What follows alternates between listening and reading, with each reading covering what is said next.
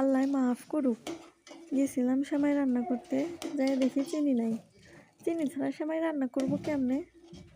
বাবুরে বললাম, যাও তোমার আব্বুরে ফোন দাও, ফোন দিয়া বলো চিনি আনতে। চিনি ছাড়া তো সেমাই রান্না করা যাবে না। বাবু তো ওর আব্বুরে ফোন দিয়ে বলে দিল, ওর আব্বু তো চিনি নিয়ে হাজির। যাওয়ার সময় আবার বলে গেল আমি কিন্তু চিনি কম খাই, একটু চিনি কম করে দিও, বেশি মিষ্টি আবার ভালো লাগে না। আমি তো চিনি কম করে দিয়ে দারচিনি এলাচ দিয়ে দুধটা ভালো করে জাল করে নিতেছি। দুধ যত জাল দেওয়া হবে সেমাইটা তত ভালো হবে। দুধটা জাল করে নিলাম। এখন ভালো একটা বলক চলে আসলে সেমাইগুলো দিয়ে দিব। সেমাইগুলো একটু একটু করে দিব, একচোটে সব সেমাই দিব না, একটু একটু করে সেমাইগুলো দিয়ে দিব।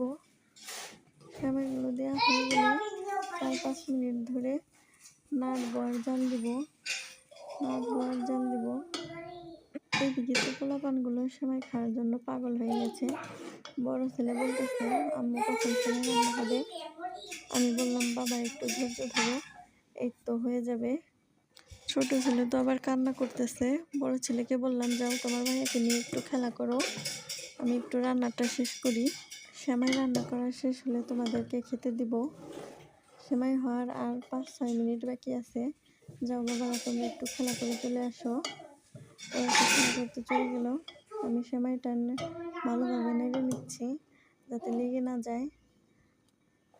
একটু সুন্দর একটা কালার চলে আসতেছে। ভালো করে জাল দিয়ে দিতেছি সেমাইগুলো যাতে সুন্দর হয়। এই তো বলক টলক করে ফুটতেছে। এই তো আমার সেমাই রান্না কমপ্লিট হয়ে গেছে।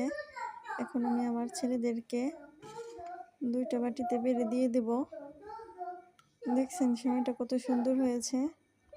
এই তো আমার ছেলেরা বসে গেছে সেমাই খাওয়ার জন্য। বড় ছেলে তো খুশিতে আত্মহারা হয়ে গেছে।